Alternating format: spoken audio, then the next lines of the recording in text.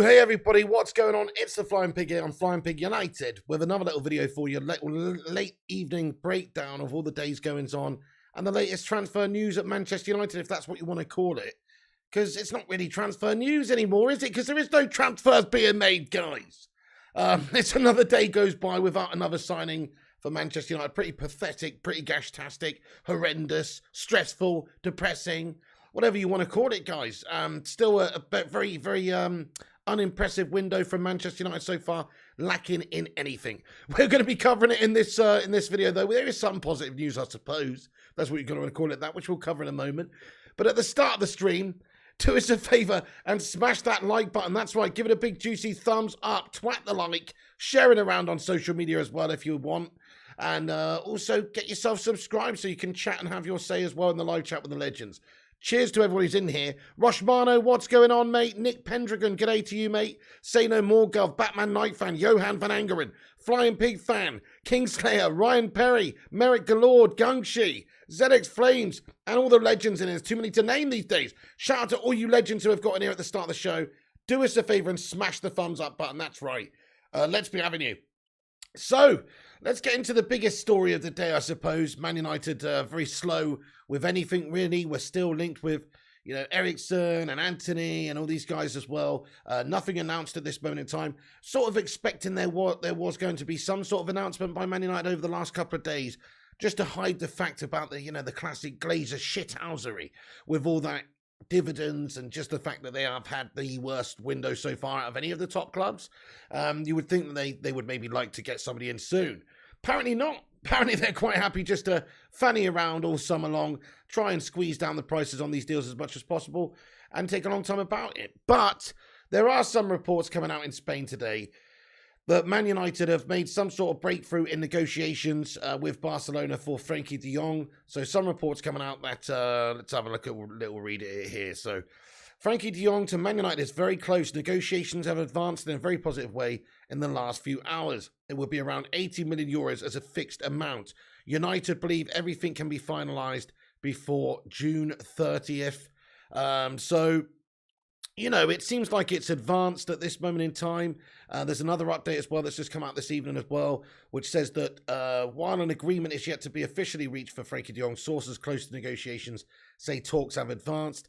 Man United becoming increasingly optimistic they'll get their man, so that's another report. There's a bunch of different reports coming out, basically, that United have made some sort of headway in negotiations with Barcelona and that there's an 80 million euro fee which is being bandied around.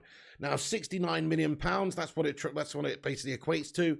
That's a pretty decent amount of money to pay for this guy. I'd be quite happy with that. Can we get a hashtag 69 dudes in the live chat, please? Because 69 million, if we could actually get him for 69, I think we'd all be pretty pleasantly surprised by that. Because they do like bending us over, these teams, when we sign players. And that's no small amount of money.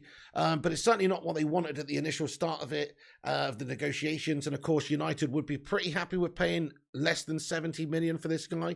He's a classy player. I mean, Barca paid more than that for him. He's a classy player, of course. He is not going to be cheap because you've got to convince Barca to want to sell him. You've also got to give Ten Hag what he wants, and for that reason, you've sort of got to spend the money on this guy. Plus, we've been working on it for so long now. Thank you, Nas. Thank you, Chet No Man as well. Jamaican 876, CJ Stansfield and Sons. Get in there, my son. Hope you're good. Ghost 98, all getting those 69s now. I think if that's the case, it would be a decent amount of money and a correct amount of money to pay for him. Around about 70 million quid. That's still a lot of money, guys. It's 80 million euros, and that's just sort of understood to be essentially the initial amount. So I don't think there will, you know, could be a fixed amount. Let's have a look at this. So according to a report in Spain, so Sport have reported and various different outlets that United and Barca are close to an agreement for the midfielder to come to Old Trafford this summer. They say that the negotiations have progressed in a positive way, and that very recently, in the last few hours, this has been the case. And there's also a lot of confidentiality around the deal, of course. So you know, creating some sort of secrecy. This is what's reported. Is that it's all very private, but some sort of reports have stated the agreement is likely to be around about 80 million euros.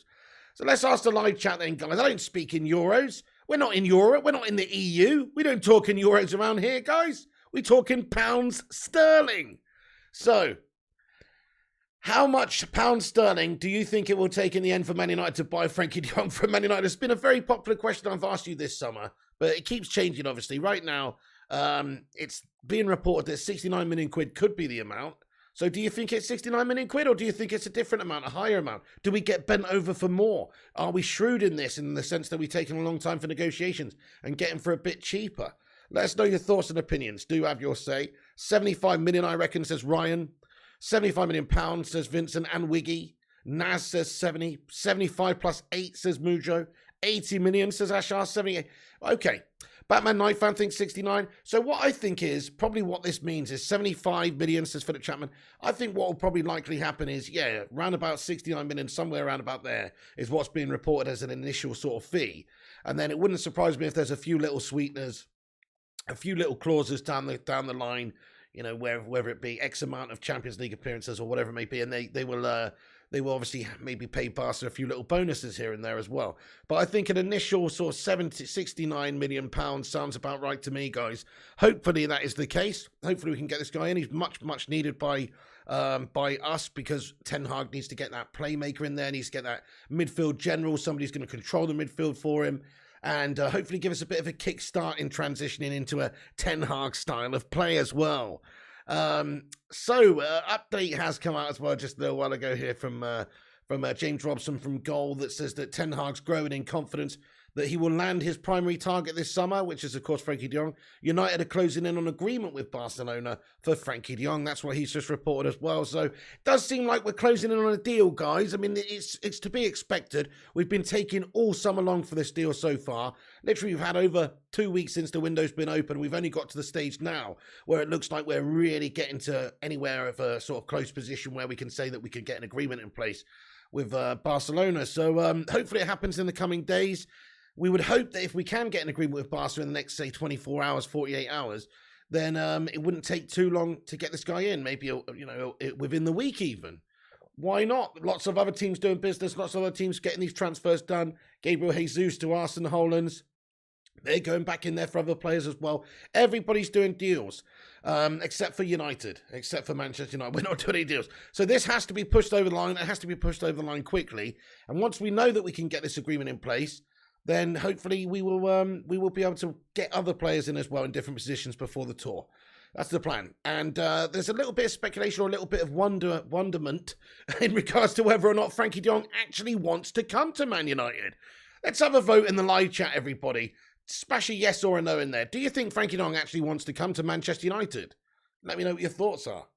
So this is my take on it. He seems pretty content to be at Barcelona. That's his dream club. If it becomes a situation where they're pushing him out the door because of the finances, then yeah, he wants to play for Man United. You know, that's what I think. He would like to play for Man United if he's pushed. It's as simple as that, really. Lots of no's coming in the live chat. Crikey, look at that. Vinny Bullock says yes, he would, though, and Elliot Manduna says yes. No, unless he's pushed out, says Ghost Knight. Okay, that's absolutely true. So the answer, I think, for everybody, you're correct. Everybody's correct. The answer is no. If he's pushed, unless he's pushed out, he would be quite content to stay at Barcelona. That's his dream club. That's where he wants to play his football. But if he is pushed out, then what's he going to do? He's got to find a suitable club. Man United's waiting for a midfielder to come in and do the business for us. He's got Ten Hag there, who's got that previous working relationship with and knows and probably likes. And the links are there. So my thoughts are also that surely this whole thing would have not got to this stage of these negotiations and, you know, we're close with agreeing a fee with Barcelona, and we've been doing this for over 2 weeks now. It wouldn't have got to this stage if we haven't got at least some sort of verbal communication from Frankie de Jong here, you know, that he would be keen to join Man United should Barca sell him. I think that has to be said. Should Barca sell him, he would be keen to join Manchester United. I think that has to have happened. That conversation has to have happened, because how can Manchester United spend weeks and weeks and weeks on any sort of negotiation if Ten Hag's not had that conversation, or if somebody's not had that conversation? Because, of course, we need to gauge what Frankie's interest is. Frankie, would you consider coming to United and working for Ten Hag again? That's as simple as it needs to be, really. And you know, let's face it, because Man United have been doing a lot of legwork, just imagine if it turned out in a couple of weeks, oh yeah, Man United have agreed a fee for 80 million euros plus add-ons for Frankie de Jong. Next day, Frankie de Jong decides he doesn't want to play for Manchester United in the Europa League and he's staying at Barca. You know, that's not going to happen, guys. There's been some sort of indication that he'd be happy to come. So, yeah, that's if Barca get rid, which it looks like they're having to do or wanting to do. If Barca get rid, then yes, he's happy to play for United. That's how it's got to be. Otherwise, we wouldn't have spent 2 or 3 weeks working on this guy in the summer if he wasn't already indicating, you know, to us that he wants to play for us. So I think he will definitely be interested in playing if Barca accept an offer from Manchester United. United tonight, Dice, as my take is being forced to pay now, being all the anger that's been put to the Glazers, but now we are going to get de Jong. Is this really going to mess United up on the next player we want to get in? Maybe it will just allow us to actually now work on the next player we want to bring in properly, because it seems like they've sort of dipped a few toes in, but haven't really jumped in for any transfers just yet. Maybe once de Jong is actually brought in, they're all fall like dominoes, mate. That's a hope anyway. You know, Christian Eriksen, hopefully this guy's going to come in. Hopefully we can go and get Antony as well, and I do think we need a defensive player.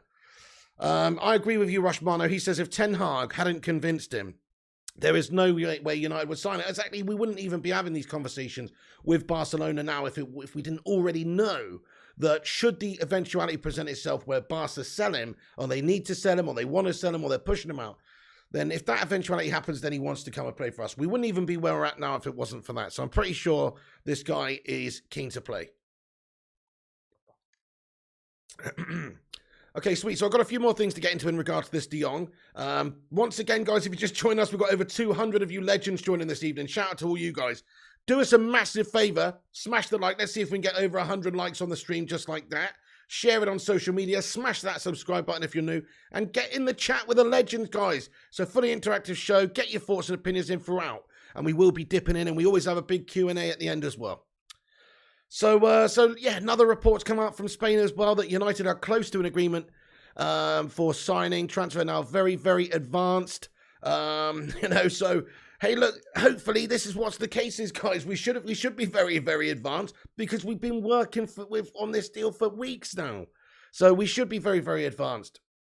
And it's expected, so Luis Miguel Sanz as well in Spain reporting that we're very close to agreeing a deal worth a final figure of around about 80 million euros. So that seems to be the figure that is being pushed at the moment. That seems to have a basis. 80 million euros. I think if United can get this guy signed up for that, it would be a good piece of business for us. Because he is in his prime. He is 25. Yeah, it's a big amount of money. But it's not a ridiculous amount of money to pay for this guy. And there's still players that are moving between clubs for what I would consider a big amount of money. Let's face it, Liverpool overpaid for Darwin Núñez. Calvin Phillips to Man City for 42 mil. They've been fucking bent over there, my friend. You know what I mean? That's a lot of money to pay for that guy. So if we could get Frankie, a proven, Dutch international midfield maestro for them, and somebody that's been doing it at the top level in the Champions League for Barca in the last few seasons, for 69 mil in his prime at 25, and he's got that Ten Hag Lincoln connection there, I'd go as far as to say that would be a great piece of business, even for 69 million quid. So let's hope that that's the case. By the way, Alan Harris, thank you very much for being a member of the channel for 5 months. Guys, let's get a hashtag 5 months in the live chat there for Alan Harris. What a legend. Thank you very, very much, bud. He's a member of the channel. Hashtag 5 months in the chat for Alan. He comments, can De Gea play the style Ten Hag wants? Okay, well, David De Gea, yes, I believe so. I mean, he's not the best sweeper keeper. He's not got the best distribution, but I believe so because he's a great shot stopper. He's a great keeper. Let's give him a chance to adapt to Ten Hag's system. It's also going to be about who's in front of him. If his defense can help him out a little bit there as well, and we don't have a human fridge a la Slabby Maguire in there, then maybe we'll see a better, just a better overall control in the back there anyway. So we won't need it so much. I don't know. Maybe not. I mean, the fact is, if you're going to play with a high-up team and you've got slow melts like Harry Maguire there, you are going to need a sweeper keeper who's coming out, reading the game, rushing out, coming in and clearing those balls and doing that sort of stuff, which David De Gea is admittedly not the best at. So maybe to answer your question, but also I think he definitely deserves a massive chance under Ten Hag to prove himself just because of how good he is. Bones Brigade 2020's got a $10 super chat now. How you been, man? Thank you very much for your super chat, dude. He says, Pig, what's up, bro? I hope your summer is going good. Having made no signings is disgusting. What's worse, how we ended the season of the lack of signings. I might just be impatient with Danbro. No, you're right. This is totally unacceptable, mate. This is a disgrace. There's nothing short of a disgraceful transfer window so far. It's reminiscent of the David Moyes window when he first came in, where we did nothing all summer long. It was so slow. We couldn't convince anyone to come. We couldn't get anything over the line. Other teams were buying players out from under us, and we ended up getting Maro and Fellaini near the end of the season, near the end of the summer window, I mean. That is basically how I see it going so far. The only difference is hopefully there is now a bit of progression being made with Frankie. We can get him in a bit earlier, and then we can hopefully get some other targets in and move on to other targets. But really, it just seemed like Man United want to get this deal wrapped up for Frankie before getting anything else done, because they want to address that midfield. And until you can get an agreement with Barcelona for Frankie, I guess it's kind of hard to allocate money for other players in other different areas of the team that you also need to strengthen, because you just don't know who would be readily available, and how much they would cost for your plan B, plan C, plan D until you've done the work on it. So they've obviously focused solely on Frankie de Jong, it seems, this summer, rightly or wrongly. Obviously wrongly, because we need lots of different positions sorted out. But that's it. Ten Hag's focus this summer seemed to be getting that midfield sorted out, getting Frankie de Jong in. He's his number one target, and then address other areas of the team. Thank you, playlist account. Really appreciate that. Can we get a Sue in the chat there, please, for Bones Brigade? Thank you for the super chat, mate. Appreciate you. Sell Maguire to Liverpool for free, says Coco. Yeah, let's get him in there, mate. That's it. Proper Trojan horse, that one, isn't it? You know what I mean? Right. So yeah, positive stuff in regards to Frankie. It's coming a little bit. It's coming a little bit further in terms of an agreement, hopefully. So those reports from Spain tonight suggest that we. Don't know if you can hear that, guys. I think there's a fox in my garden doing something crazy. Can you hear that? I think that's a fox. Mrs. P, be quiet. Did you hear that, guys? Anyway, Flying Pig United fan. That's Foxy. I've got a little fox lives in the garden, by the way. You did hear it. Yeah, that was... What the hell was that, mate? Slabby's lurking in the bushes, says Abjif. Right, anyway, so we got a fox in the garden there, guys, as well. Maybe it's Jamie Vardy. He likes a party, doesn't he?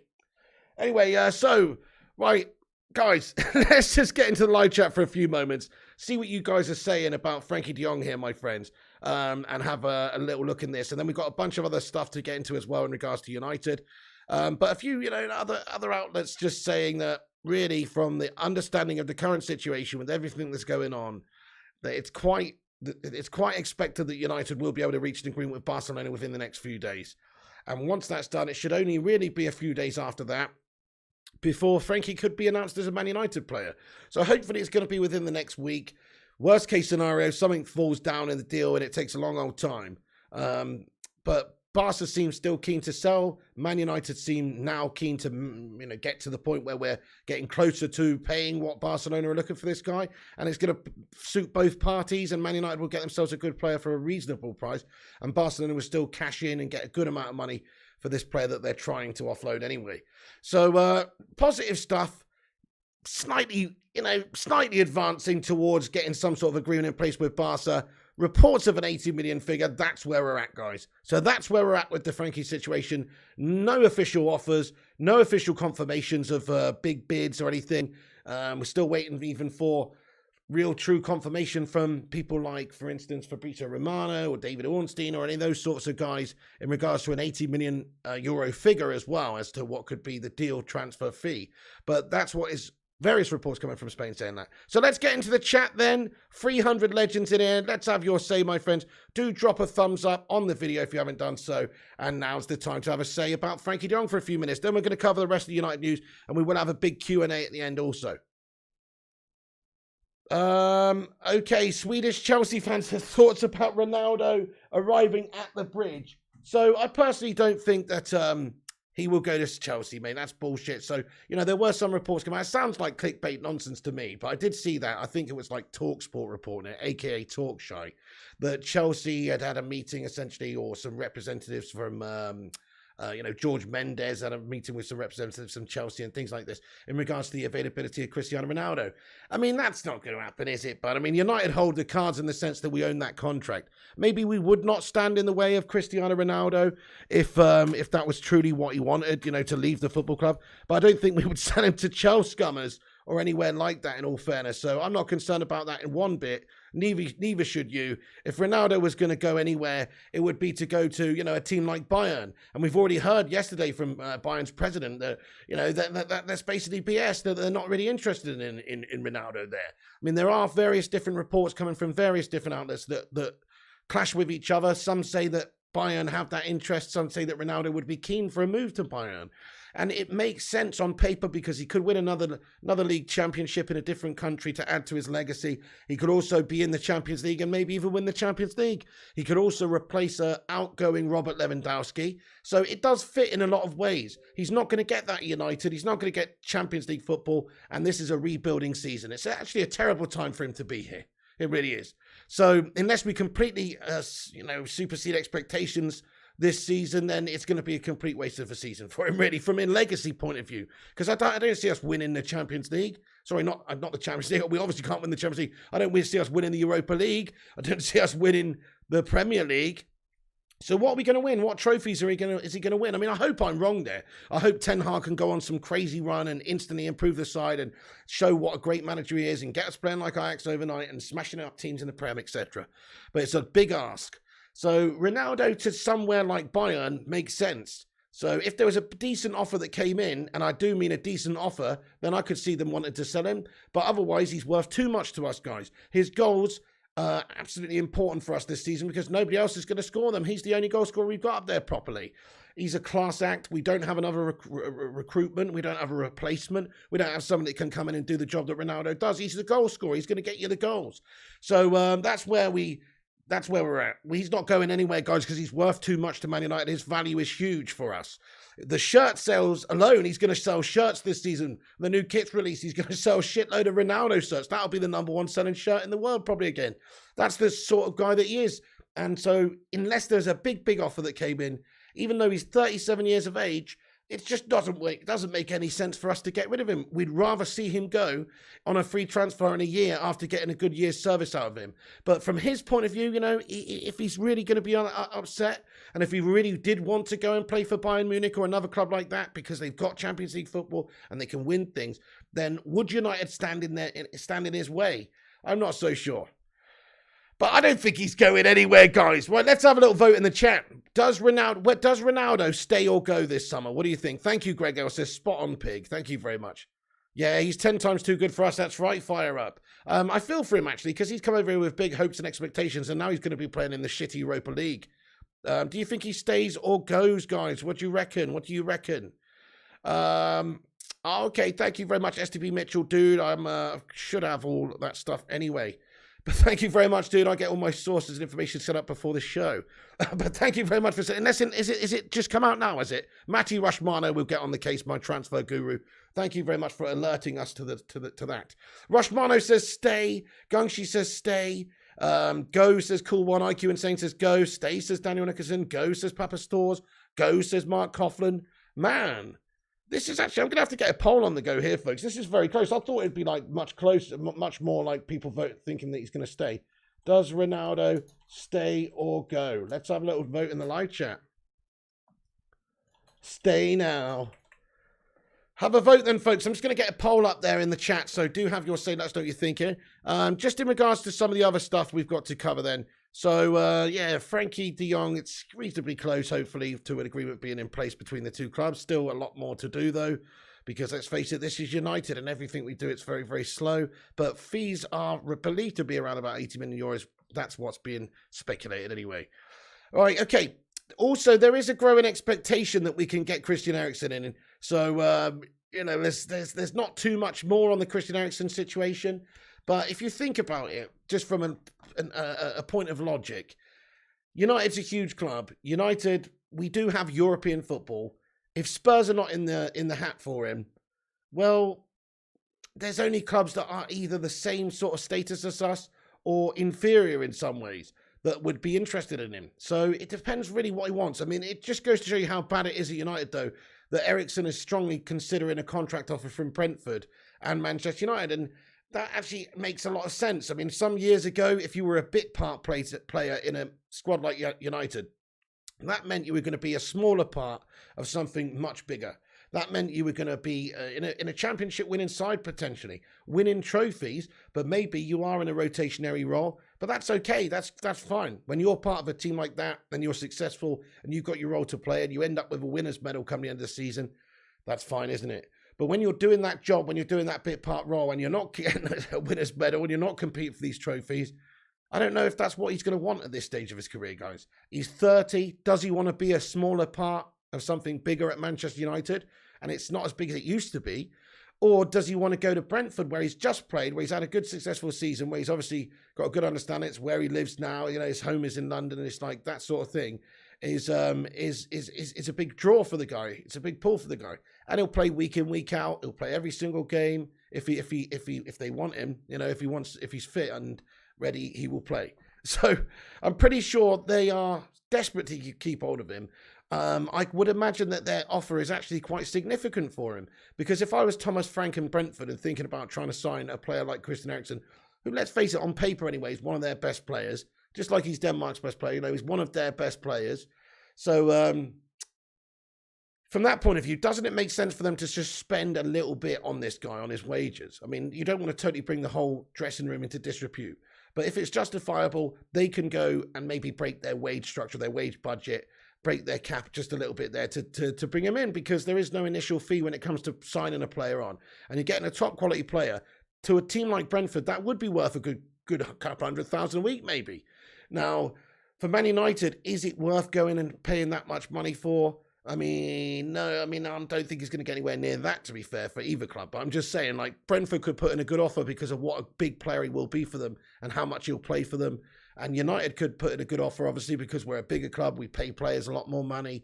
He may get more money at Manchester United. He may get a significant amount more. So what's he prepared to do? Does he want to play at Man United in a rebuilding season at a bigger club and be a smaller part of the machine? Or does he want to go and be at Brentford and play week in, week out? I don't know, guys. Let's have a vote in the live chat and see what you guys think, though. Where does Christian Eriksen go this summer, folks? I think he's going to choose Manchester United because it's just logic, mate. Why would you go anywhere else? It's a huge club, even where we're at the moment.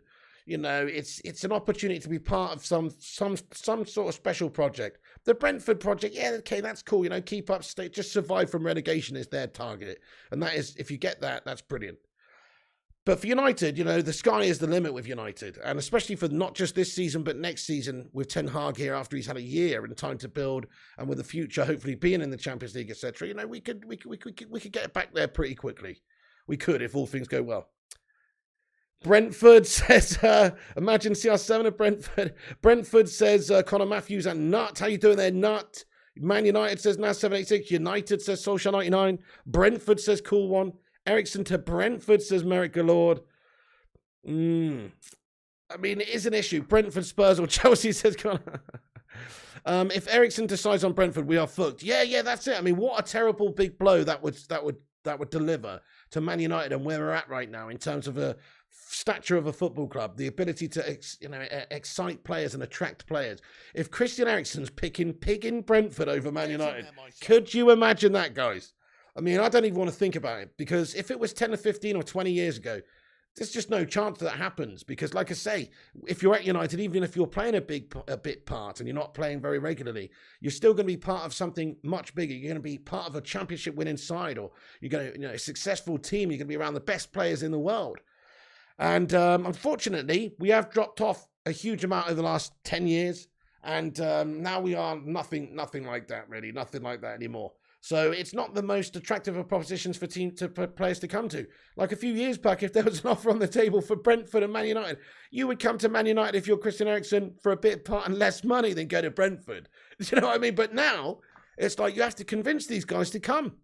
They know the pressures at United as well. I mean, imagine looking out from the outside in at United. It's a cauldron, and the fan base is let's face it. They get on the players, don't they? They do. I mean, all teams do, and our players are particularly underwhelming and particularly gash. But they do take a lot of stick, right? There's a lot of pressure at Man United that you have to deal with every single week. The expectations at a club like Man United are beyond anything that Eriksen's really faced. I mean, maybe at Inter, but just really the expectations at United are you always have to win. And if you're not reaching those expectations, then you're going to receive backlash and pressure. And it's just a very, if you look, it must be the least fun club to play for, guys. What do you reckon? Let's have a vote, actually. So maybe there were some other least fun clubs to play for last season in the Premier League. So this Premier League season just gone. Who's the least fun club to play for? Honestly. I'm not talking about where they finished or whatever like that. I'm talking about for their expectations, for how they seem to be going about it, for the joy that the players seem to be having, for the expectations from the fans, from the pressure from the fans, from the owners' pressure, the expectation of the owners, every single factor. I can't think of a more depressing place to play your football right now than United, really, in the Premier League, because of the owners infecting everything from the top down. And, particularly the last season just gone, everything was pretty toxic. Arsenal's a good shout. Big Bear says Burnley. Okay, well, Burnley shat off the bed, didn't they? United, it has to be, says Mark Coughlin. I think United is a very, very miserable place at the moment, though, in terms of like the dressing room and the confidence of the team, and also just like having to deal with dragging us back out to where we should be. A lot of these players just don't seem to have the bollocks for it. You need a certain character, a certain, type of grit and determination to take United from where we are now, which is really an unacceptable position, to back to where we need to be. You need a belief, you need a serious grit and determination, and we don't have enough of that, guys. You agree, sadly, Pig says Gungshi. Yeah, I'm just trying to rack my brains. I mean, even round, Norwich City, the Whipping Boys or whatever, it's like they're still getting out there, and they're still, the fans are loving it. They're still trying to milk all as much joy out of the situation as they possibly can, because they know that their expectations are very low. Their expectations are not the same as Man United. Whereas United, we've got a sixth place team, but we've got sort of aspirations to challenge for the league, and we've got aspirations to get top four, and there's always pressure every single week. And as soon as anybody makes a mistake, everyone jumps on them, social media hounding, all that sort of stuff. It is a serious pressure cooker of a club to play for. So if you're a player like Eriksen, maybe at this stage, I mean, let's face it, Eriksen's got a dodgy ticker. Not being funny, but if I'm Christian Eriksen's doctor, never mind his family, his friends, his agent, if I'm fucking Christian Eriksen's doctor, I'm advising him not to sign for Man United. I don't know about you. Christian Eriksen, do you want to increase your chances of having a cardiac arrest again, sir? Well, then please do sign on the dotted line at Manchester United, because all that really is guaranteed there is pressure and let's face it, maybe some sort of negativity and stress. Those things are all guaranteed at United. Whereas Brentford, if he goes and plays in Brentford, it's like, well, it's like a buddy. He's like the Messiah there at Brentford. If he could play at Brentford for 3 years, they'll build a fucking Christian Eriksen statue outside the fucking Brentford Community Stadium. You know what I mean? They actually would. If he stayed there for a few years, did well for them, kept them in the Prem, there's a statue of Christian Eriksen coming there. That's the sort of player he would be for them. So, look, it's not all cut and dry as, yes, he will come to Man United, I don't think. Gungshi, thank you so much for your super chat here, boss, you legend. Get in there. By the way, Rushmano says we got 145 likes. Thank you, everyone, for dropping a like. Take a second to hit that thumbs up button. It's free. It's all we ask. And it boosts us up there on the YouTube algorithm and helps us compete with the clickbait merchants who pump out loads of shit. And also the corporation channels and stuff like that. So if you want to support the independent channel, then please do smash that like button and share it around and subscribe. Gungshi, thank you for your super chat. He says, there's a distinct lack of testicular fortitude at United now, unfortunately. Hopefully Ten Hag can change that. Well, he does seem to possess a little bit of bollocks, doesn't he? We'll see so far how he can live up to the job, because it's a tough old job. It's pretty much shown to be the job that's too big for any of these top coaches that come in that we've had so far. Maybe if we had got a coach like Pep or like Klopp, things could have been different. But so far, the likes of Jose, Louis, David Moyes, these guys haven't been able to do the job, have they? So, look, bigger names have tried and failed than Ten Hag, but Ten Hag's going to have to approach it differently to these guys, hopefully build a new philosophy, hopefully build a new way of doing things at United, where we are blooding the youngsters. Look at his Ajax team and what he's done there. Hopefully, it's just a whole new way of playing the game and approaching the game, an attacking football, a Dutch total football style of play. Get in there, Big Bear 2022, you handsome bastardo. Gungshi, thank you for that. Let's get a sue in there for the man. Thank you very much, Gungshi. Right, so yeah, just over Eriksen quickly. You know, he has got offers on the table from various clubs. It's even reported clubs like West Ham had tabled an offer for him, and one or two others, because apparently 5 different clubs have tabled an offer to him. Spurs are reportedly not one of them, though. But then again, if I was Spurs, I would definitely have a cheeky offer. So it makes sense for him to go to Spurs. If I was him, there's an offer from Spurs. They're in the Champions League. He's played for them. Got that history with them. You'd expect him to go. Anyway, forget it, though. Hopefully he's going to Man United. If he doesn't, though, it just goes to show you what a state Man United is in. Imagine if somebody actually chooses Brentford over Man United. That would just blow my mind. It really would. From any scenario, whichever way you could look at it. The only way that I would not be surprised, you know, like I would understand it, should I say, is if like there was a lifelong Brentford fan or something, you know, and the opportunity was just too special and personal for them. That's the only way, but that's not the case for Christian Eriksen. So if we actually lose out on him to a club like Brentford, wow, we are shocking, aren't we, if that's the case? Right, let's just get on then to Antony very quickly, guys. So Antony, there's still some belief that United can do business for Antony reasonably quickly. Let's talk about that. Only problem is he's going to cost them quite a bit of money. So there's some figures being bandied around. We've got a lot of reports that say it's expected, really, that he will probably stay at Ajax this season because they're looking for around about 70 million euros for him, which is a huge amount of money for Antony. It's too much money when we've got to strengthen so many different areas of the team as well. It's too much cash. He is a good young prospect, but 70 million euros, you're getting on for, you know, some of the best players in the world sorts of money here. So that's just too ridiculous and too much. But there are reports saying that that's what they want for him. They won't get that for him, and Man United will look to pay closer to, you know, 50 million euros for him. There's still negotiations that could take place there. There's still conversations that are going on behind the scenes, and from what the reports say and from the research we've done and everything, it seems like United could still well be in for Antony pretty soon. We're just looking to get this De Jong business wrapped up, and then that's probably where you'll see true intent shown by Manchester United to try and go and get Antony. Who is Antony again? Says Paul. Okay, so Antony is Ajax's Brazilian winger. He's been capped by Brazil. He's a you know, young up and coming star player. Basically, he's a fantastic winger. He scores goals. He gets assists, and he's a tricky customer. And he's 22, so that's who he is. I mean, he's only done it for Ajax so far. He hasn't done it in one of the top leagues in Europe. But this is his chance. And if United could go and get him, it would be a good signing. But I don't think we could pay 70 million euros for the guy. Neil Walker says 75 million. Guys, how much do you think it takes to convince Ajax to sell Antony to us? Let's have a little vote in the live chat then. We'll do this in euros this time. We'll do it in euros. So I think 55 million euros should get the job done. What's that, about 45, 46, 47 million pounds? That sounds spot on to me. That's a lot of money still for a player like that. They're getting a good deal out of that. But it's not a ridiculously big deal for them, which really, why do we have to pay all the big fees?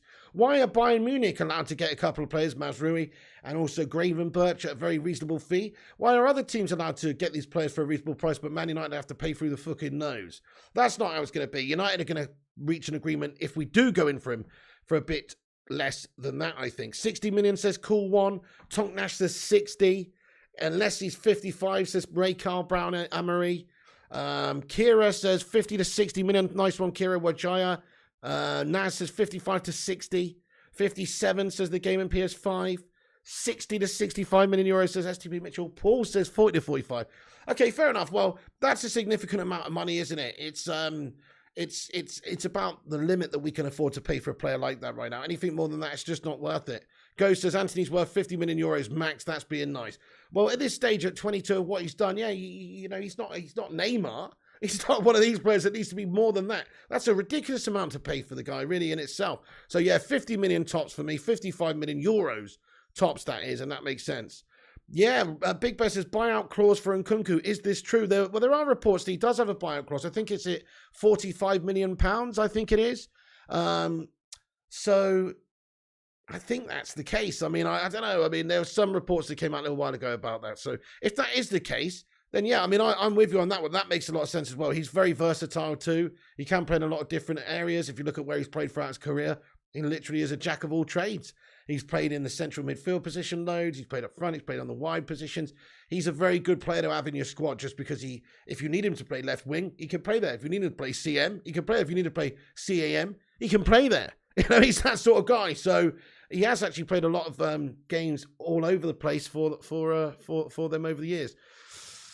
51 million euros Nkunku buyout clause. Chelsea should be all over that. Exactly, Connor. So it's 51 million euros, about 45 million quid this guy's got a release clause for. It does make sense. I would take Nkunku at United if it was on the cards. Smash a 1 on the live chat if you would take Christopher Nkunku at Man United for 45 million quid, guys. Makes sense, doesn't it? I mean, it's not a lot for a very versatile player who's had a great season, who looks versatile, who seems, you know, like he could be a good goal scorer for us as well at the top of the pitch when we need him. And then while Ronaldo's playing at striker, this guy can go out and play wide as well. He's versatile in that sense. Or he can just play behind the striker. Yeah, nice one, Naz, Brave, Gungshi, Amit, all getting those ones in. Love it, love it, love it. Right, okay, so just so in regards to Antony, guys, it's looking like, you know, it's just looking like, well, we could be going in for him at some point soon. Let's hope so. Also, we've got a little bit here that De Gea, Henderson, Heaton, a bunch of players expected back to be at Carrington on Monday, and also reports that a couple of players and stuff were back there for medicals and preseason checks and things like that, just some preseason stuff today as well. So things are getting started already, ramped up for the new season. All these players that you see on down here are expected to return on Monday at the very least, one of which is very notable, if you ask me, which is Donny van der Beek. Donny van der Beek coming back, obviously, from being on loan at Everton, first time back since then, coming in almost like a new signing. It honestly feels like almost a new signing now. With Ten Hag there to unlock him, and he's got that relationship there, he almost feels like a new signing. Whether or not he can do it for us is another question. But I think if anybody can get Donny playing the right way and get him convincing us that he is actually a quality player, then it's Ten Hag, isn't it? So, hashtag free Donny, guys. Let's get a hashtag free Donny in the live chat. He's a new signing. That's our new signing this summer, guys. Forget De Jong. Forget everybody else we talked about. People are saying United haven't done any business yet. That's not true. That's not true. We've got De Jong, guys. We've got Donny. And we're getting De Jong. Thank you, Jordan Lewis, for becoming a member of the channel. Nice one, my friend. Thank you so much. Dude, thank you very much for becoming a member of the channel again there, Jordan Lewis, mate. Long-time legend of this channel. Re-upping the membership there. I really appreciate that, Jordan Lewis. Thank you so much. Everyone, can we get your favourite member emoji in there to welcome in Jordan Lewis to the posse? Thank you so much, bud. Really, really appreciate that. Get in, you legend. Nice one. Right, yeah, we got some sources. Thank you very much for this, Washburn, as well. So, sources in Holland reporting that Erik ten Hag has been surprised by Man United's lack of progress during recruiting new players this summer. And the squad has already lost 6 players, of course. And he's understood to be a little bit frustrated about the current situation, which if I was him, I would be too. I mean, I'm sure they're working on things. I'm sure that they've made certain assurances to him, like you are going to have a few new players before the tour. But they've actually got to go and do it then, don't they? They've actually got to go and do it without bottling it and just making it seem like, just making it seem like they are not doing the job that they need to be doing right now. I mean, it's bizarre, isn't it? Because there's so many more teams that in the Premier League that are signing players that really don't need to sign players like we do. I mean, City buying Erling Haaland, obviously they're trying to get that goal scorer, trying to get that beast, but they already had Jesus, but they're happy to upgrade. They're happy to sell Jesus. There's a good deal there waiting for them for Haaland, so they got Haaland. You know, they're doing things like that, and they finished first. So we're finishing 6th, and we still haven't signed a single bastard. And we've lost 6 people, guys. It's unbelievable. It beggars belief. It's quite ridiculous to think about. The only thing I can hope, guys, is that the Glazers are looking to sell the bloody football club. And they just can't be asked anymore. They're like, you know what? Let's bloody sell up. Let's not buy any players, because what's the point? Let's just sell. You know, that's the only thing that sort of makes sense to me right now as to why they've done this the way they have so slowly in the window. Mark Wallace is really surprised Erik ten Hag will be gone by Christmas if we don't get some decent replacements in. Exactly. They need to give him his players before the tour. Hey there, Johnny M. I'm okay, mate. Thanks for asking. How you doing, boss? But yeah, that is very disconcerting anyway for the fact that Ten Hag just hasn't had any help from the recruitment team so far yet. We've had 6 players go out. We haven't replaced any of them, and we're running out of time. There's still plenty of time left, but there's not plenty of time left before we go away on tour. So it's the 12th of July. It's the first game against Liverpool in Bangkok. And then we're playing games all that month up until the Rayo Vallecano game at home. I believe it's the 31st. So that's a whole month there, nearly, of games that we need players in there who are able to, work with Ten Hag, work with your teammates, work with the players, work with the coaches, understand the system, understand the philosophy, understand the tactics, understand the language, understand their teammates, get it settled into their new houses, feel mentally settled, feel mentally ready, feel prepared. All these things have to happen over the course of the tour. Otherwise, what's the point of doing it? So, look, we've just got to get Ten Hag a few guys in before we leave on the plane for the tour to Thailand and then Australia. And there's a game in Oslo as well, and then one back home before we start the season. We've got to hope that we just get these players in before there, otherwise it's an absolute shambles. Oh, nice one, Asher Cantana says, I'm going to the Rayo Vallecano game. Nice. Well, you'll be there. There'll be a lot of protests going on for that game, so check this out. Update coming out. Shout out to transfers_UTD. Our man Rushmano in the live chat doing bits. Go and check out his page on Twitter. But anyway, United fans will look to protest outside Old Trafford ahead of the final summer friendly fixture against Rayo Vallecano on Sunday, the July 31st. So there is reports coming out, and it's on the MEN here, that United supporters are basically planning a peaceful protest, obviously, against the Glazers family ownership of the football club in pre-season. So, things kicking off for Ten Hag's first home game already. I mean, that's not the ideal situation for Ten Hag to be coming into, is it? Really, the fans are protesting about the ownership of the football club at his first home game. It's not ideal, is it? So for him anyway, or the team. But the fact is, let's face it, I mean, you've got to make it known that we don't want these tossers at this football club anymore. And it shouldn't be the most comfortable position for anybody at the football club right now. Whether that's the owners, the players, the manager, it really shouldn't be, because I know Ten Hag's only just come in. It's not his fault, but I'm just saying, we can't let the fact that it's Ten Hag's first home game stop from the fact that we need to make it known that the Glazers are parasites, a cancer, and we want them gone. And so for that reason, yeah, it's, and let's face it, they just had their biannual share dividends payout as well and all that sort of stuff. 6 Glazer family members who hold shares in the club receiving roughly 8 million of the nearly 11 million pound payout, stuff like that. These things are unacceptable, guys, when we're doing so poorly and we've fallen off so much, and they're just siphoning money out of the club so much. So keep those hashtag Glazers outs coming, guys. Protest at the first home game for Erik Ten Hag. Listen, it's not great for Ten Hag, is it? It's really not fantastic for him. And to be doing this on his first game at home, to be having fans protesting, you want to have a peaceful, nice environment to do your job, don't you? But ultimately, it's not him that anybody's got issue with, or it's just the ownership of this football club. And I'm sure, based on what he's experienced so far since he's come in, he probably wouldn't be too bothered if somebody else bought the club out from underneath the Glazers either. Rush Mano, thank you so much for the £20 super chat. Thank you, Big Bear, you legend. I appreciate you, my man. Rush Mano for the £20 super chat. Thank you so much for your super chat here, my friend. Come on, can we get a sue in the chat there for this guy? £20, mate. Thank you very much. He says, club is asking fans to be patient. Does that include if we only sign 3 players? Signing very few players is pure incompetence in Glazeronomics.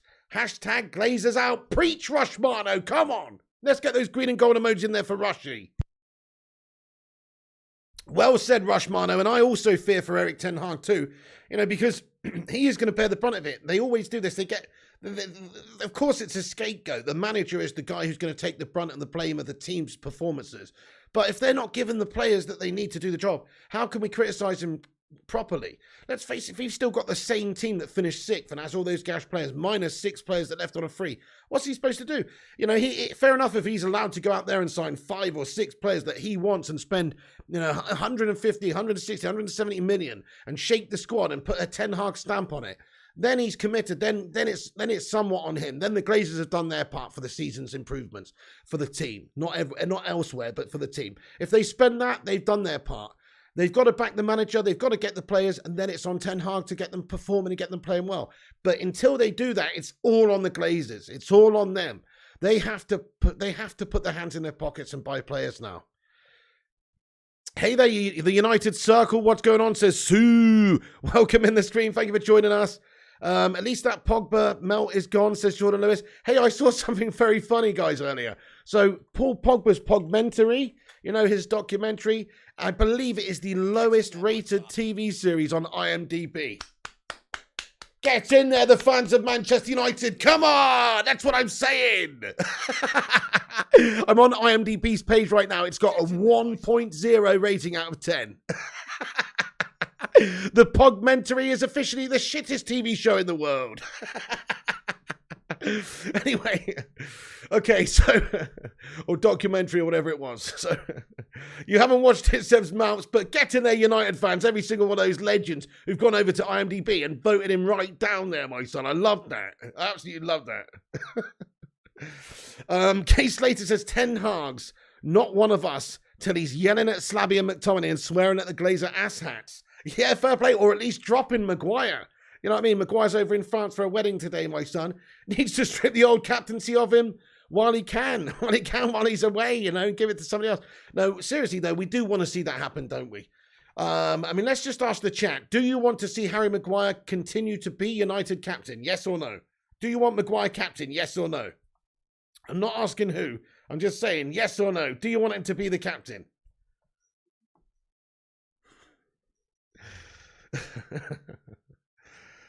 It also has the shittest name, Pogmentary. Yeah, Big Bear, that's a shocker one, isn't it? Look at all these no's. Exactly. Nobody wants him to be the captain. Nobody thinks that he deserves to be the captain. And if Ten Hag thought that he deserved to be the captain, then Ten Hag's mental in the head. And Ten Hag would therefore just be another Glazer puppet. So he's just got to avoid that first initial mistake. If he comes in and he does do the right thing and takes the armband off him, he's already gone up a couple of notches in my book right at the start of this, because that's what needs to be done. That's what Rangnick should have done as soon as he came in, but he didn't have the mid-season vibe about it, or maybe he was just puppeting a little bit there and they said, look, Maguire's got to stay. Who knows? But ultimately, we can't have such a subpar player, such an average human being to be our captain, can we? It just doesn't make sense. Yeah, Big Bear, it's an insult for CR7 not to be captain. Captain should be a midfielder, says Alan T. Oh, I mean, I like a midfielder to be a captain, to be fair, like Keno or Robbo or someone like that. But I mean, a centre-back can be a great captain. A striker can be a great captain. Think about people like, Vidic. You think about people like Antony. You think about people like, great goalkeepers, even captains like Casillas or whoever. A lot of different people can do it. I mean, to me, it's only really De Gea and Ronaldo that deserve the captaincy at Man United anyway. El Professor says Maguire's was useful as a captain of the Titanic, says El Professor. He's as useful as fucking Captain Birdseye, mate. He can rustle up a mean, wicked oven fish finger, but other than that, he's toss. Oh, nice one, Rushy. He says we got 198 likes on the stream. That's fantastic, everyone. Thank you for dropping that thumbs up button on it. Let's see if we can get 200 likes then. We're only a couple away, so let's have a little cheeky little Bacon Brigade like spike. Also, I'll say it one more time as well. If you're new to the show, guys, we cover all the latest United news here every day in a no bullshit, no clickbait way. So make sure you do subscribe if it's your first time here, because we're on here every day giving the updates. Smash the subscribe, smash the bell icon as well, like your name was Quasimodo, so we get a cheeky little notification when we post and go live. That way you won't miss any of the latest updates. So please do hit the subscribe button if you haven't done so. That'd be awesome. Right, I've just got a few little bits and bobs to get into, everybody, and then we will get into a Q&A at the end of the stream. But as I say, United fans are looking to protest for that game at Rayo Vallecano on the 31st. And, hashtag Glazers out, guys. They're a bunch of fucking toss bags. We did a video on it yesterday in depth about what a disgrace that they are and just how much of a toxic owners they are, and how much how much they shackle us. So we've done a whole video about that yesterday. If you want a bit more on that, go and watch that one.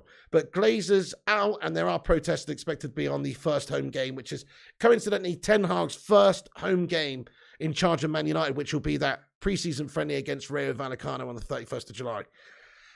Okay, so did you know, right, we've mentioned this briefly the other day about Dan James. We're trying to think about it. Did you know that Manchester United have made a profit on only 5 players in the last decade? 2 since Ed Woodward took over.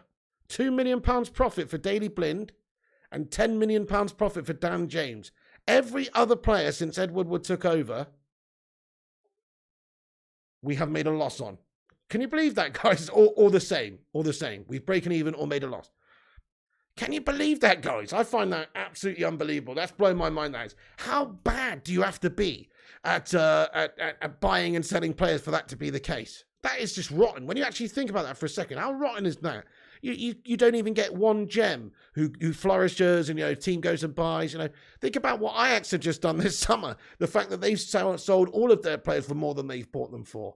It's quite ridiculous, really. It's embarrassing. Yeah, ZX Flame says embarrassing. That's shocking, says Malps. Woodwank says the Vutinator. Mark Coughlin says shocking. That's mad, says Malps. What a melt Woodward was, says Gungshi. Dan James was a good signing, Ashley Katana, yeah. And if you made those sorts of signings and sold those sorts of players after they've maybe succeeded or failed, then at least you can make a profit on them. But Man United have a tendency of buying players for too much money and paying them too much money and then not being able to sell them for a little bit of money. Think about Maguire right now. If you were to sell him tomorrow, crikey, 25 million is the offer you'll get from someone with his wages and stuff considered.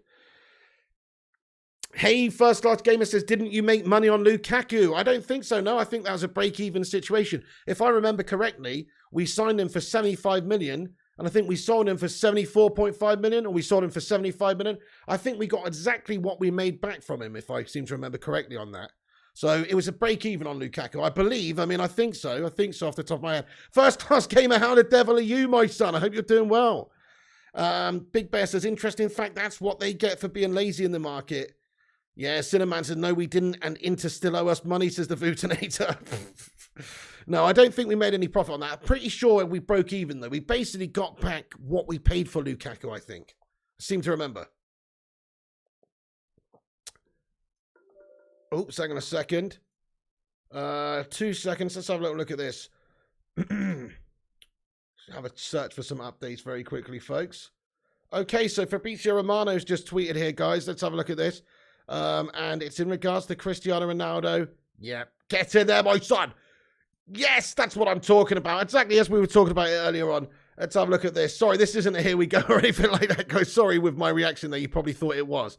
But it's not. Let's have a look at this then. So this is what we were talking about a bit earlier on. But Cristiano Ronaldo, there's an update from Fab on Ronaldo. Transfer window's still long. Things can change. But Manchester United are clear on Cristiano Ronaldo. He's considered not for sale. No talks now on going to sell him. Man United and Ten Hag both want Cristiano to stay and expect him to be part of the team. Of course you'd want him to stay. He's one of the GOATest of all time. He's the goal scorer for us last season. He's the only one of the few players that performed. So, of course, Ten Hag would want to keep this guy. And I'm just glad that there's a little bit more that's come out about this to end some of the speculation we're seeing going around. It just doesn't make sense for Ronaldo to leave Man United right now. He's worth more to us than to allow a 37-year-old player to go for what is effectively peanuts. He would score a lot of goals for us. Even an unhappy Cristiano Ronaldo would score a lot of goals for us. So, that's good news that's come out there from Fabrizio. Sue, yeah, let's get a Sue in the live chat for Cristiano, the Don Goat. Hopefully stay in another year. Yes, we need this guy. I feel sorry for him, though. I feel bad for him. I actually feel like Ronaldo's just like full on, I don't know, like playing beneath him at the moment. I actually do feel bad for him, guys, because this is not what he signed up for. Alan Harris, thank you so much for your super chat here, my friend. He says, why did the Glazers give him 10 years? It's on their head. 3 years should have been enough to let him live his champ manager dreams. Hashtag Glazers out. You know why, Alan Harris? Because Ed Woodward did exactly what the Glazers wanted him to. He did a fantastic job for the Glazers. That's why he got the job for 10 years, in all fairness, because he did a wicked job for them, bud. He might have actually had a mare with the recruitment of the players and that sort of stuff, but he's a wanky banker anyway. Why should he be making having any sorts of input or decisions in terms of those deals anyway? That's where it's all gone wrong, really. But at the same time, he's always made them a lot of money, whether it's bringing in commercial deals, things like that. He has made them a lot of money and been able to siphon a lot of money out of the club for the Glazers. So that's why I think they liked him, because he was quite a good wanky banker type person to have in there to just focus on the money making of the operation. I mean, there's reports, right? There's reports that seem to suggest since the Glazers have been here, so the 17 years that they've owned the club, that they've taken out approximately £1 billion. That is what some reports say, whether that's things like, stock inflation, so they share stocks, or paying dividends out, or, things like this. 1 billion. 1 billion. Thank you, Rush Mano. He says, subscribe to the channel. Smash a subscribe on it, guys. If guys, smash a 1 in the chat if you think people should subscribe if they're new. Right. Right, folks, let's get on with the rest. So only profit on 2 players in the last 10 years, guys. Daley Blind and Daniel James. Shocking stuff, really. Terrible, terrible scenes at United. Things have to change. massively if that's going to be the case. Also, Dean Henderson, of course, today earlier on, has signed, for Nottingham Forest on a season-long loan. Good luck to Dean Henderson. Can we get a hashtag good luck Dino? To be fair, maybe he will stay at the football club long term. Who knows? I mean, he's going out there on loan. It's really an opportunity for him to convince maybe the England manager to put him in there, or just get game time and develop. It's an opportunity for us to see him develop. If we're going to keep his contract at United and allow another club just to develop him for us and pay his wages, I don't really see a problem with it. It maybe would have made sense to see if we could offload the guy. But it's a good move for Dean, says 856 Robbie. Yeah, I think it's a very good move for Dean, that one. FIFA Tonight says Jordan Lewis should be my friend. The United Circle. Thank you so much for joining us. This great chat. Sleep time. Bye all. Thank you for joining us, United Circle. Appreciate you. Nice one. A nice name, by the way. Should have sold him for a better budget, says Fat Boy Bob. There you go. Exactly. That's what I'm saying. Get the money off the books as well. Officially, 120k a week he's on for a backup keeper. Madness. Pope better than Dean, says Lennart Geeks. Well, we've got David De Gea in my opinion. We don't really need a goalkeeper right now. Maybe the argument is Ten Hag's style is not conducive for what David De Gea is all about. David De Gea is a shot stopper. He's not really a sweeper keeper. His distribution's in question. So maybe that's where the argument is that maybe Dean Henderson actually makes a bit more sense than De Gea. So maybe we're keeping on of him just in the eventuality that De Gea shits the bed. It's Chouameni! Excuse me, guys. Just had a Chouameni situation there. Excuse me, bless me. At least it was a one sneeze and not a triple sneeze. I usually have 3 sneezes at once. Ugh. I don't know if that's hay fever or whatever. Thank you very much, dudes. I appreciate you. So, right, guys, let's just cover a few of the other things about other clubs real quick, because these things have annoyed me big time reading about these today. And let's talk about it. Hang on.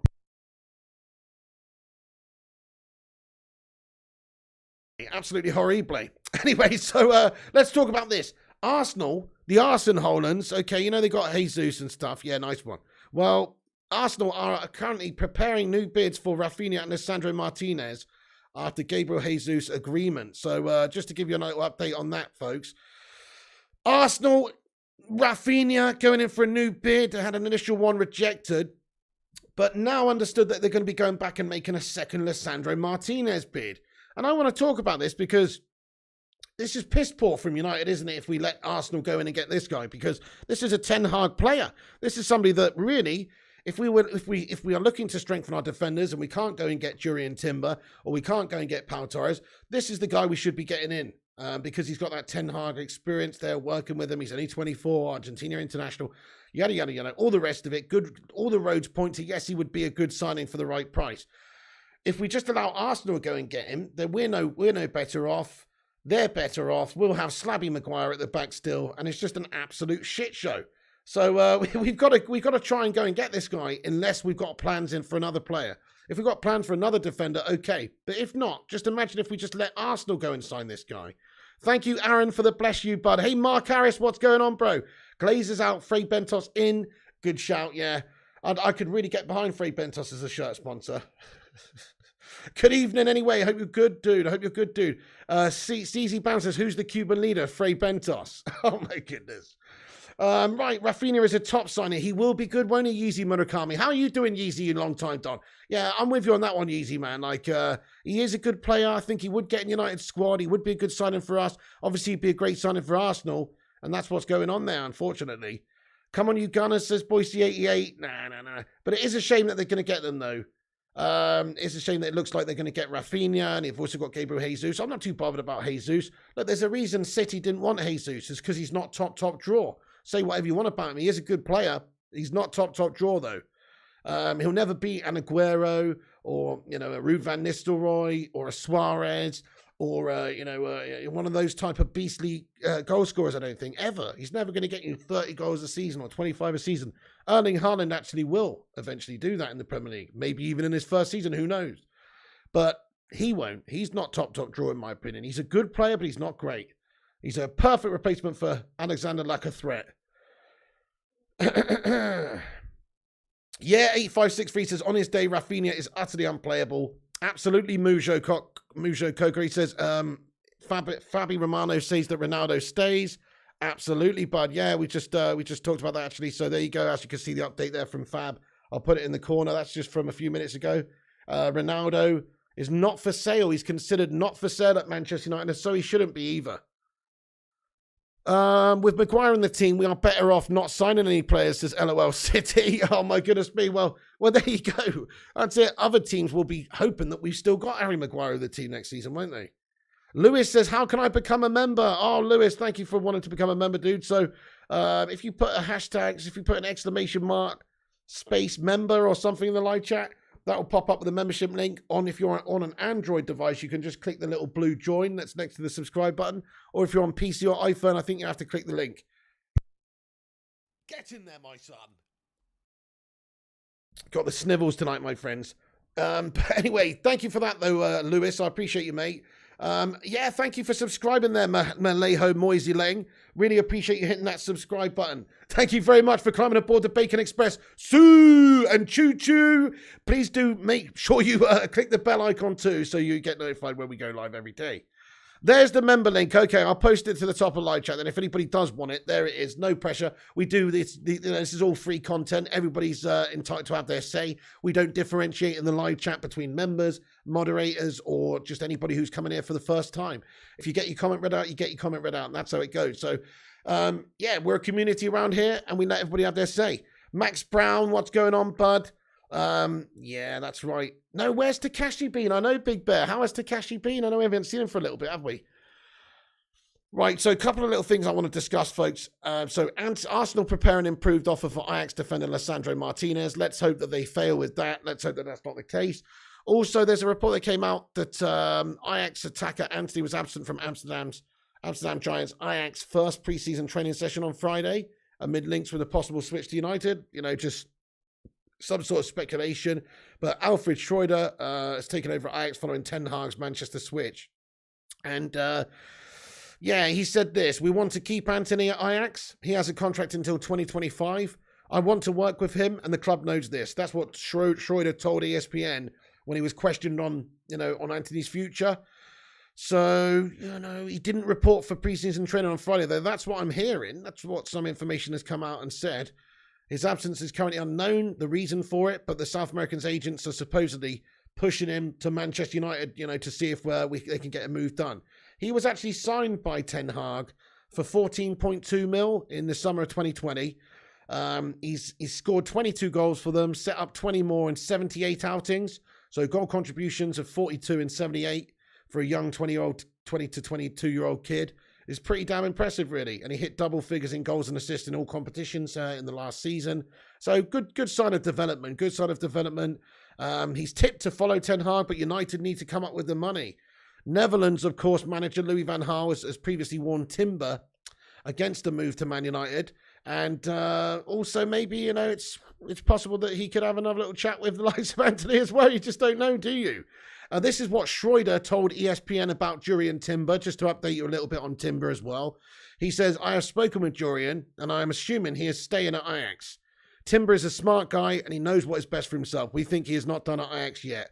So, that's not looking good, is it, for Timber to United or anywhere else at the moment? Does seem like he will be staying at Ajax in order to get experience there for another year, playing in the Champions League, playing in the Eredivisie, and getting in that Netherlands World Cup squad as well under Louis van Gaal. So that's likely that the Timber deal is dead again. It seems like it more or less was anyway. But just in regards to other teams, very quickly, I was talking about other teams, wasn't I? Then I got into Antony somehow. But let's talk about the other teams. So Arsenal bid for Martinez, also West Ham.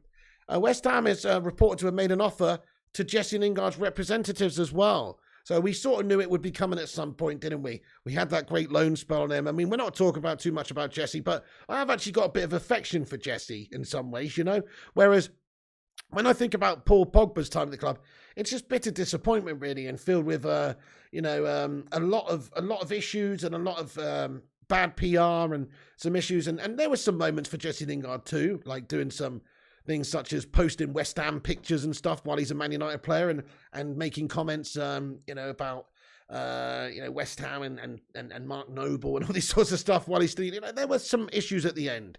But throughout the time, his commitment to United was pretty clear. He's been at United since he was a young kid. And so I'll be pretty sad to see him go and play for them, to be fair, but not really. Hashtag get the fuck out, son. You know what I mean? Lingard's gone. But it looks like he's going to go for West Ham anyway. We'll see if there's offers from other clubs, but looks like they're making their move for Jesse nowadays, guys.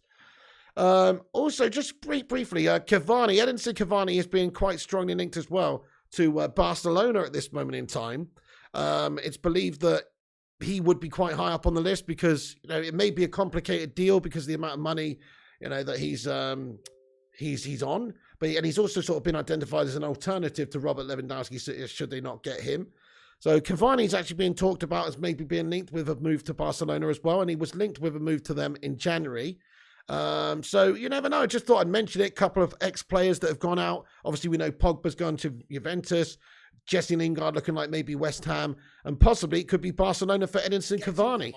Quite interesting. Good luck to those guys, in all fairness. Yeah, that's pretty much it. Let me just check the last update, see if anything much new has come out here, folks. Give me a moment. Nice. So a source close to Erik ten Hag says that Man United players will do plenty of running, but they will run with the ball rather than just asking to sprint and up sand dunes. So that sounds good. You know, they'll be asked to do a heck of a lot of running, working a lot harder. That's one of the main things that we need to do with this football club, really, this team. It's just whip them into shape and just get them actually their conditioning up, get their fitness up, and weed out the lazy bastards. Get rid of the lazy bastards. We just want the hardcore, committed, you know, like full-on super soldier type footballer these days now. That's what we need. Man United 0099, mate. Thank you for subscribing to the channel, bud. And Delia 300 as well. Thank you guys for hitting that subscribe button as well. Thank you very much for joining us, dudes. Hit the sub up if you're new to this channel. You know it makes sense. Right, okay. So I'm pretty much going to get into the live chat now, everybody. Before I do, let's just have a rundown of everything we've discussed here. We also know that United are working on Daniel Bachmann at the moment as well. Daniel Bachmann from Watford.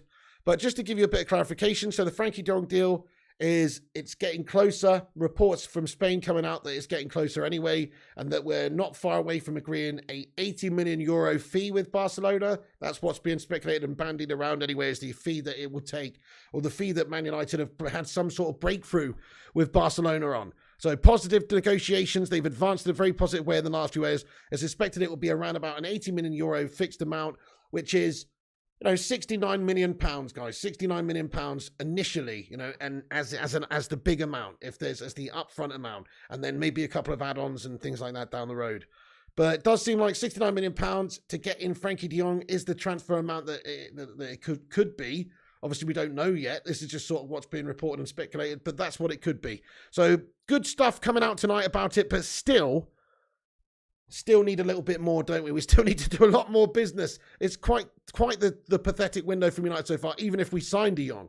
De Jong, if would be a great signing, but we need to sign many players other than that, just because we had so many players going out. Also, a lot of players, these players here, including Donny van de Beek, are expected to return to Carrington on Monday for, you know, pre-season checks, medicals, you know, things like this, getting back underway soon.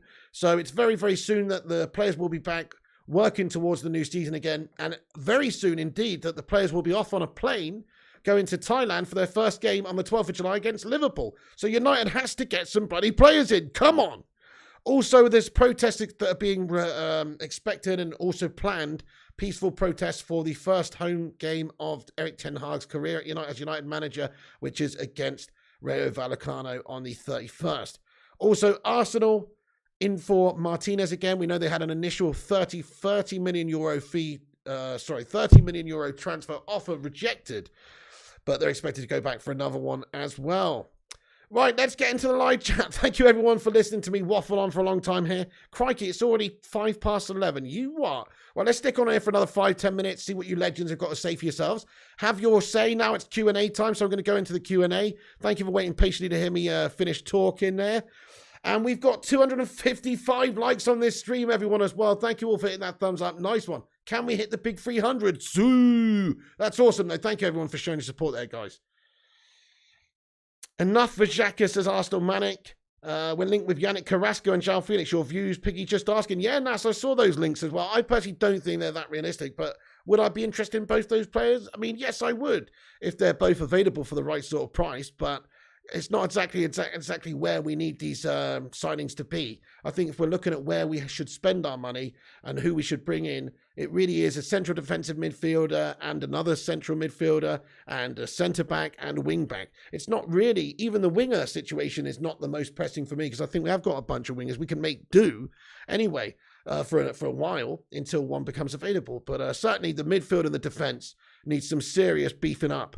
Quality COD tonight, Pig. Oh, thank you, Gunsha. I appreciate that. Yeah, we talked some good old COD, lad. Glazers has made us the laughing stock, says Lewis. It's true, mate. Glazers out there, the reason for our downfall. Nobody else. Jamie says, Pig, my birthday is July 26th. What's coming first? A United signing or your birthday? Well, it's your birthday, isn't it, mate? K-Slater says, good God, what pure negotiating right there, you horrid transfer people. Dude, I wonder who we've got in charge, honestly, sometimes. Whether we've got Terry Tibbs in charge of our negotiations. Talk to me. Yeah, hey, Pablo over at Barca. Talk to me, pal. Here, we've got a fridge. And we've got a washing machine. Talk to me, you know? Like, what are they talking about? Mate, it's 2:06 where I am, but worth watching the show. Thank you, Mark Coughlin, you legend. That is a late one. Right, let me just scroll down to the bottom. Scott Berg, you'll probably have to go back and listen to it, but there's the info, actually, Bud. De Jong, basically, I'll put it up on the screen for you so you can read it. That's basically it there. Tonight, FIFA stream, says Daniel Lees. Yeah, I better hadn't I, guys? It's going to have to be a short one, though, folks. It doesn't seem right doing one on a Saturday. Not doing one on a Saturday, I mean. But my brain is mentally shagged, and I'm really tired tonight, so it's not going to be a long one, folks. When I say not a long one, I mean not a long one. Alan Harris says, are the centre-backs good enough for the next season? I still think a holding midfielder or two are desperately needed. Definitely. And the answer is no, Alan Harris. The centre-backs are definitely not good enough. I mean, Varane is if he's fit, but that's a big if. He's always injured. And then Slabby Maguire's absolutely dog-turd shite. He's not going to get in the team. Well, he probably will, but he shouldn't because he's shite. And then Lindelof's bang average. Phil Jones is a mess. Bailly's an injury-prone melt as well, and he's also not going to play. So they've all got to go. In my opinion, there's definitely not going to be a good enough team with those guys at the back still. I agree with you, Alan Harris. 2 midfielders was what's needed the most. 69, dude. Hey, Stay Clint, what's happening? Arnold is over negotiations. Enough said, says Mark Harris. Okay, fair enough. What happened to Pau Torres transfer? Yeezy, it seemed like we turned our attentions maybe somewhat to looking at other players, maybe like Martinez. Maybe what happened, I think, is there were some talks with Pau Torres, which could still happen, to be fair. That still, I think, is a possibility. But also, I think what happened is Ten Hag pretty much was interested in getting Jurriën Timber in to play a versatile role for us, playing centre-back and right-back sometimes. But because of what's happened there, he's sort of now looking at getting a centre-back in, and so therefore he's now maybe looking at Martinez. But we know that Arsenal are also looking at Martinez, and they've already had one big knockback. So if we're not careful, we'll just miss out on him and he'll go to Arsenal. Well, it's quite simple, really. Like, if we want players, we have to put bids in for them now. Phil Jones is the true goat, says Klingslayer. All right, go on then. Get your Phil Jones emojis in there. Why not? Let's get the Phil Jones Appreciation Society on the go. Not GTA, Aaron, no. Unfortunately not, pal. Yeezy, the fuck happened to Old Trafford getting a new lease of life, says Pogo Gamer. Okay, so Old Trafford. So what I know about Old Trafford at the moment is that really what they're trying to do is there's been a report anyway. It's in the Mirror, so you know I don't know if this is accurate reporting, but it says that estimates to rebuild Man United's Sir Bobby Charlton stand are coming in at around about £300 million. Architects, populace, and management consultants Legends International have been tasked with a project that would take Old Trafford's capacity to 88,000. Right, you know what though, folks? Not being funny, but I personally just think this is all PR guff. That's what I think. I just think it's PR guff from the club to basically make it seem like for the next couple of years, yeah, you know, we're looking, we're exploring, we're getting plans made up, we're getting plans made for a new stadium, new stands, rebuild, you know, these sorts of things. But they're not really wanting to spend, they're not wanting to spend 300 million. We know what the Glazers are like. They're not going to do that for an extra 10,000 seats a week in ticket sales. This just doesn't make sense for them to spend 300 million like that. They won't do it. They won't do it, guys. I'm telling you now, they will not do it. So, yeah, okay, it's all cool talking about it, but this is just them. Yeah, let's go pay some architects to draw up some plans and then make it public. So it looks like we're actually trying, but we're not. That's what it is to me, guys. I don't think that they're doing this. So, you know. Man United's facilities have fallen behind. We might have the highest capacity in terms of the Premier League teams, but we've fallen behind in terms of the facilities, and we're not state of the art anymore like it should be. It's now 2022. I mean, in 1990s, we were cutting edge. In the 1990s, we were cutting edge, but it's not the 1990s anymore, guys. It's 2022, and we are falling behind. Yeah, exactly, Rushmano. The Glazers don't want to spend £3, never mind 300 million. Well said, well said. Philip Nolan, thank you for subscribing, and Justin Nadeau as well. Thank you for subscribing, my man. Welcome aboard, guys. Thank you so much, everyone, for hitting the subscribe button. And also Victor Green and also Mohammed Hossein as well. Thank you so much, guys, for hitting that subscribe button. If you guys are new, do what those guys have done. Hit the sub up. We're actually fast approaching 60,000 subscribers, you know. So if you guys are new to the channel, we cover all the latest United news here every single day, and we get everyone involved in the community. So, yeah, please do continue to get your thoughts and opinions in and watch. Time will tell, says Revivalizer. Absolutely. We still coming through loud and clear? I think so. My stream's just given up on my phone. Oh, no, it's okay. Okay, so Brave786 says, I've been thinking, not too stressed about transfers too early. Preseason should be for kids and trying things as long as we get a few players. Oh, Brave786, I must admit, I do disagree. I do disagree quite a bit. Yeah, we should definitely give options and opportunities to youngsters in preseason more so than any other time. I totally agree with that. But we would also be nice to work on a few things with some of the players that are going to go into the season in the first team. You know, to work on the new signings on how Donny and De Jong are going to play in the centre of the midfield together. Say things like that. How you know, there needs to be an understanding. There needs to be some sort of practice. Practice makes perfect. That's the key word, really. Like we need to practice a few things. We need to get an understanding. And the only way to get an understanding and to get the practice in is to put in the time and effort.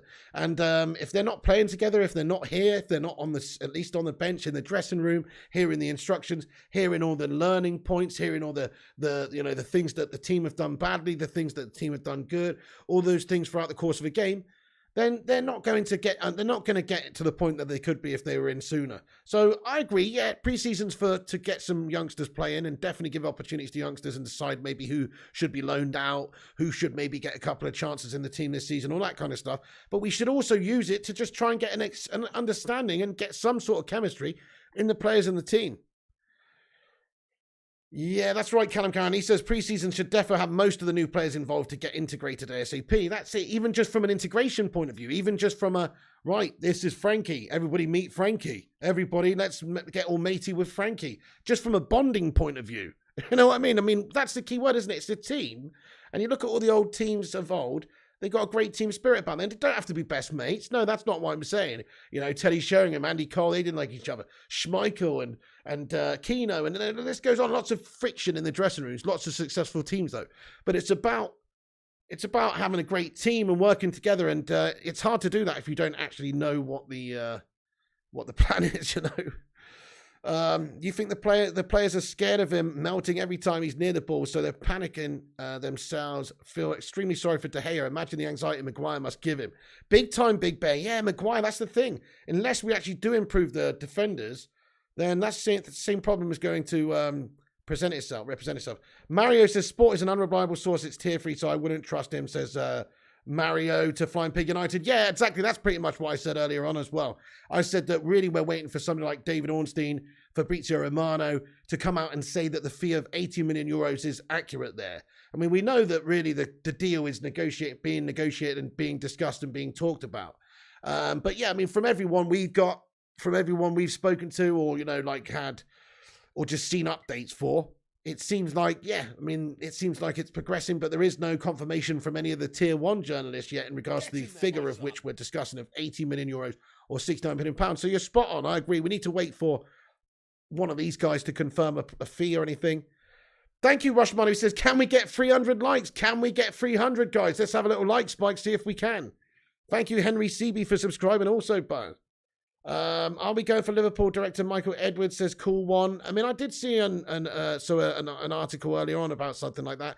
And also the fact that basically Murtaugh is going to try and implement that style as well, you know. I mean, this is it. So yes, there were some reports about that come out the other day. I don't know too much about that whole situation as it is, though, as it stands currently. But there, yeah, thank you for getting your comment in there, though, bud. We need a billionaire to buy the Glazers out, says Ruble. That's what we need, mate. Exactly. Elon Musk FC. Please make it happen. Mark Harris says, any De Jong news? Fuck that guy, says Mark Harris. You're tired and done with this De Jong transfer. Me too, Logan. From South Africa, you're my favourite to watch one. Thank you, brave lad. I really appreciate that, bro. Pogo says it's a right carry on when you have your top player saying he's not happy with the lack of activity in the transfer market. Yeah, spot on. Are you talking about Cristiano Ronaldo, are you? Well, that's if he's... I mean, listen, Ronaldo may be feeling that, but it's not like he's spoken to any publications and said that, is it? Bale announced he's going to LAFC. I know, Zed explains. What's he all about, lad? Gareth Bale going to play in the MLS. Brilliant, isn't it? Connor, when you win a UCL, come to talk to me. Well in there, Mr. Miyagi. Fuck the City Scummers, my son. Absolutely bunch of just cheating, money grabbing, fucking, 6 fans in the stadium toss pieces, mate, who've won it. All mouth, no trousers. All money, no substance. All fucking, you know, guys. I am Daniel Lee's playing FIFA tonight, mate. Indeed, very soon. I don't really want to, guys, because I'm pretty shattered tonight. But there's 300 legends who are expecting me to play FIFA tonight, so I'll be back on in a little bit, definitely. Probably about 1:45 we're going to have to get going now, because I've just seen the time. So is Chiellini. Yeah, they're going to have Chiellini as well, isn't it, Mr. Miyagi? Yep. We have signed Eriksen for Piggy 3-year deal, says Daniel Nicholson.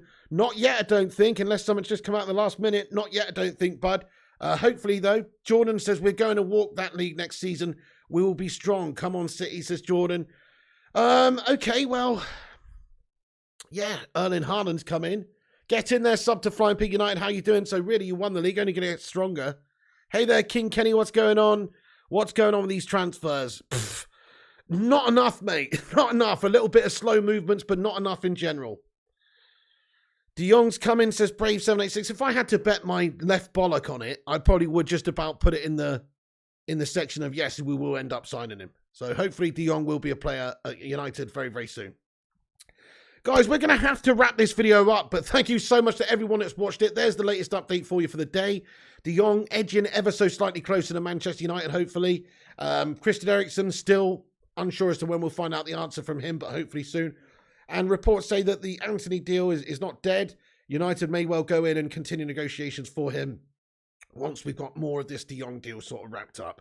Thank you, Brave786. But that is the end of the stream then. Thank you all for tuning in. There's the latest update. Come back tomorrow. We'll have all the latest goings on, hopefully in the day. Hopefully there'll be some good news to jump on in the day and talk to you guys about. Maybe some breaking news about, who knows, De Jong, Eriksen, maybe actually some proper news would be nice. So please do come back and join us then. Smash the like before you go. We're only 5 away from 300. Hit the subscribe if you're new to this channel. We're on here every day, so make sure you smash that subscribe up. It's free to subscribe, so you might as well smash up that bell icon as well. Esmeralda the bells, like your name was Quasimodo, so you don't miss a thing. Follow us on social media at Flying Pig United on Instagram, Facebook, Twitter, TikTok, and Twitch. And remember, we're going to be back in about 25 minutes in order to do a FIFA stream for a couple of hours, guys, on the channel. So make sure you come and join in for that as well in about 20 minutes' time. So come back then. We'll be back at it. Nice one, Gungshi. Thank you, Gungers. Thank you, Mr. Miyagi. United Till I Die, Pogo Gamer, Mark Coughlin, Kieran, Danny Nicholson, Rush Mano, Fire Up, Connor Matthews, CZ Bam as well. So it's good stuff, Pig. See you on the next stream. Thank you so much, my bro. Alan Harris, Pogo, John Anderson, Sub2, Rushy, James9409, Connor, Mr. Miyagi, Kieran, and everybody else. Thank you all for watching. There's the latest United news. Come back once this video is finished. Have your say by getting your thoughts and opinions in there about anything we've discussed. De Jong, will we, won't we? Gareth Bale, all the rest of it. We didn't even talk about that, but I'd love to hear your thoughts on it. So come back and let me know. Nice one, Jordan Lewis. Thank you for becoming a member again as well. You're done. Thank you to all the members there like Callum Karen, Big Bear 2022, Pogo, Kieran, Gungshi, Rushy, and everyone else. Thank you to all the moderators for moderating the chat as well. Thanks, guys, for tuning in. That's the end of the show. And you know what? Baby, we did it! Break out the red panties! It's red panty night! The live chat's got us 300 likes, baby! Nice one. Thank you, everyone, for hitting that like. We did hit 300. End of the show right there, then, folks. See you in 20 minutes for the FIFA action. Have a good one, and then come on, United! Sort your bloody lives out, you bunch of slow meandering, slabby milkbag snails at the back. Sort yourself out. Hopefully some news coming soon. We'll keep you locked and posted. Make sure you keep your eyes peeled. And I'll see you on the next one, peeps. See.